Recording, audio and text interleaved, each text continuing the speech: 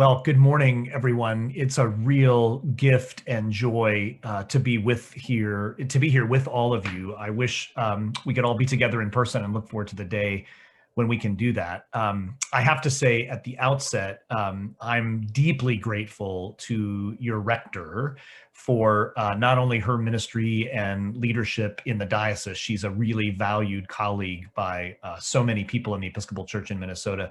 But personally, I'm deeply grateful to her for her role as a member of the transition committee during the bishop search and election process. She was a real gift to me and to my spouse through that process. So grateful to her for that and look forward to spending the day with all of you. I already feel like in some ways, it's been a full morning. I had a great hour conversation with the Bible study first thing this morning, and then really wonderful and energizing time with children and families in Children's Chapel. So I look forward to the coffee hour following this service, and also to being with you to celebrate the 125th anniversary of the laying of the cornerstone this afternoon at 4 o'clock. So many of you know that my family and I moved here to the Twin Cities from Omaha this past summer.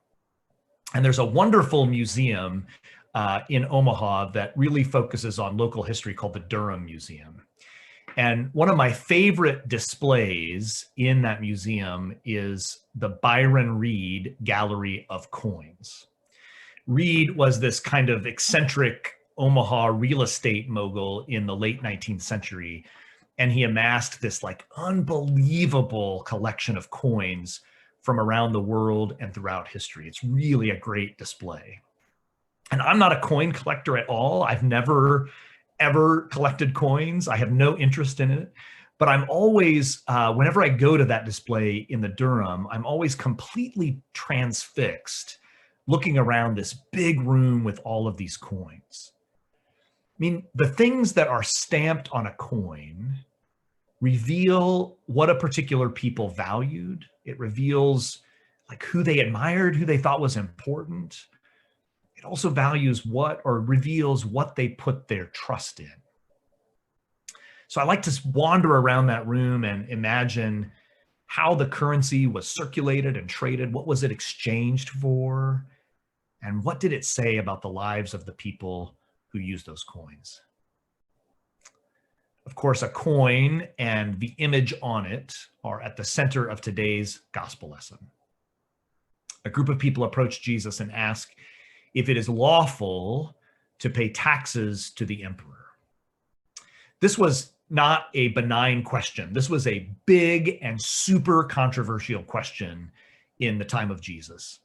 And how you answered it revealed which camp you belong to in the divide. The Pharisees who approached Jesus saw it as a big problem that the Roman Empire was in Israel and running the show at all. So paying taxes to that emperor was essentially paying to support their own oppression, and it was unthinkable. We're also told that there were some Herodians there, and other groups like the Herodians were essentially collaborators with the Roman army who had benefited greatly from assisting the Romans.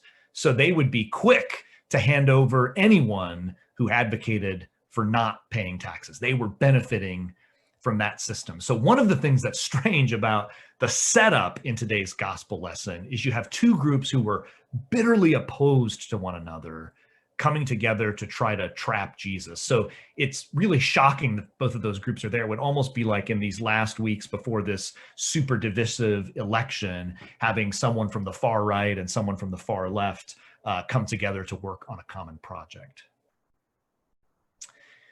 But when they put this question to Jesus and essentially try to force him into taking a side, he doesn't just choose one side or the other.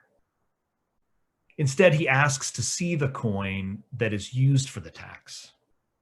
And the Roman denarius that he's given had an image of the emperor at the time, the Emperor Tiberius.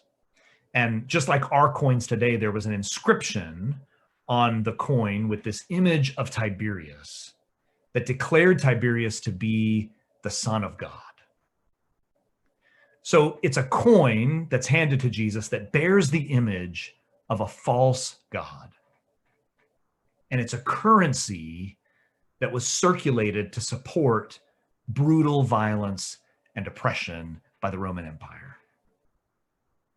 So after looking at the coin, Jesus says something that sounds kind of flip. He says, give therefore to the emperor the things that are the emperor's, and give to God the things that are God's. I think we often hear this, and it often gets talked about as if what Jesus is doing here is establishing a nice, neat separation between the sacred and the secular realms. Give to the state the things that are the state's, and give to God the things that are God's. Don't mix the two. Keep them in separate spheres. But Jesus isn't doing that at all. He's not drawing a hard line between the sacred and the secular, between religion and state. But rather, he's putting the question back to the askers, and he's putting the question back to us. Jesus is asking us to choose, what kind of currency are we going to circulate? The Roman denarius, that currency bore the image of the emperor and a false god.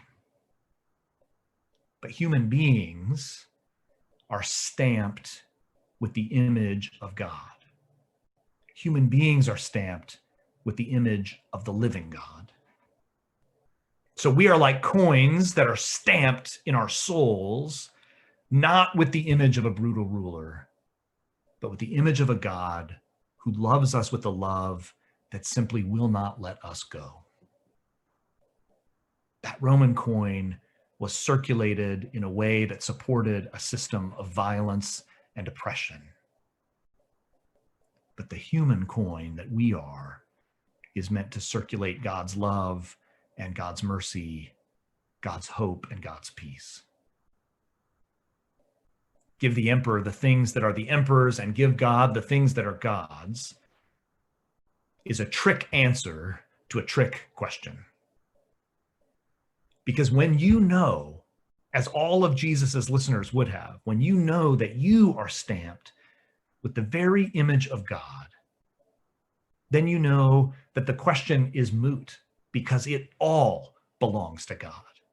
Everything that is belongs most appropriately to God. And when you really grasp that, when you really grasp that you and everything in creation belongs to God, that fact has the power to change your whole life, your whole way of living in the world.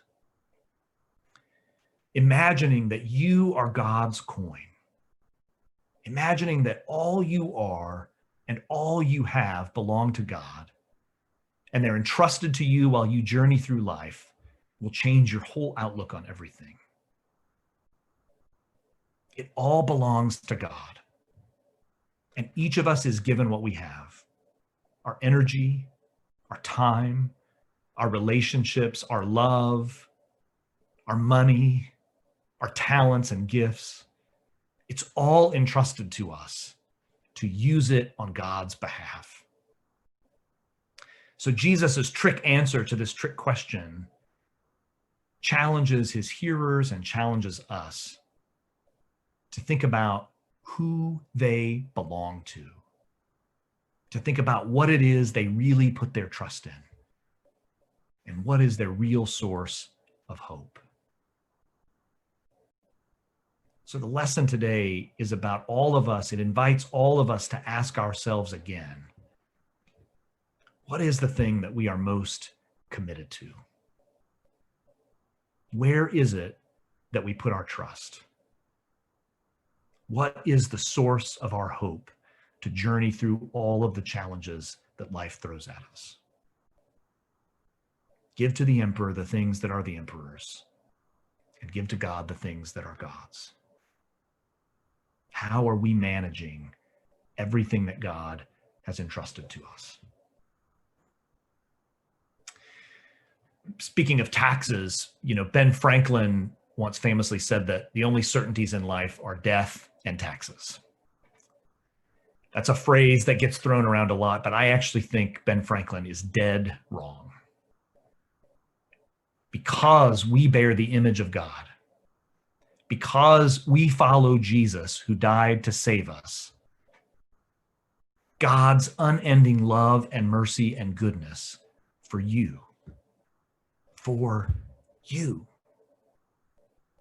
are more certain than anything else in all creation. Empires and emperors come and go. Pandemics come and they rock our world and then they go. Nations and states rise and fall. And the coins that support those things always fade into history and become interesting museum pieces. But the coins that God has made us to be, the currency of mercy and peace and joy that back us, is the only thing in our uncertain world and in these uncertain times, the only thing that really is certain. No matter how the world rocks and reels around us, no matter how uncertain our futures are, the only thing that we can count on is that God pursues us and loves us and embraces us with a love that cannot be broken and that will not let go. And the purpose of our lives, the coins that we are called to circulate, is to let the whole world know the same is true for them.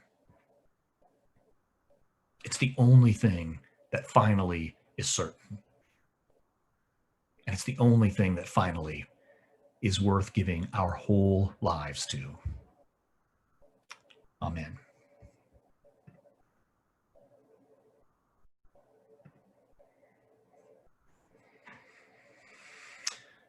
Now let us affirm our faith in the words of the Nicene Creed.